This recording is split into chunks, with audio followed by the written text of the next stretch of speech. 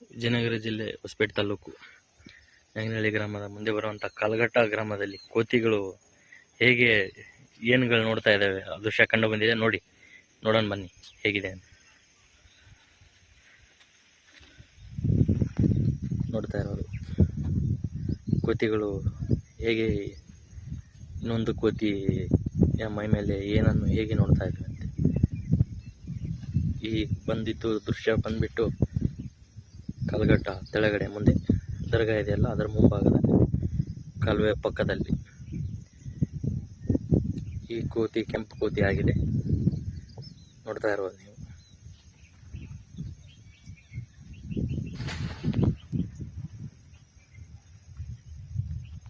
ಬಹಳಷ್ಟು ಇದ್ದಾವೆ ಕೋತಿಗಳು.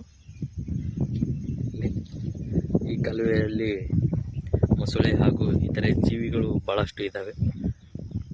ಬಹಳ ಎಚ್ಚರ ಆಗಿರಬೇಕಂತ ಈ ಮೂಲಕ ತಿಳಿಸ್ತಾ ಇದೆ. ನೋಡಿ ಹೇಗೆ ಕೋತಿಗಳು ನೋಡ್ತಾ ಇದ್ದಾವೆ.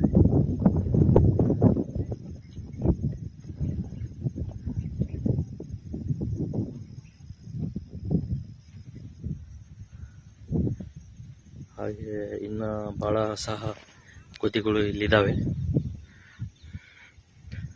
ಈ ಮರದ ಮೇಲೆ ಸಹ ಇದ್ದಾವೆ ಕೋತಿಗಳು, ಬಹಳ ಕಾಣ್ತಾ ಇರ್ಬೋದು ನಿಮಗೆ.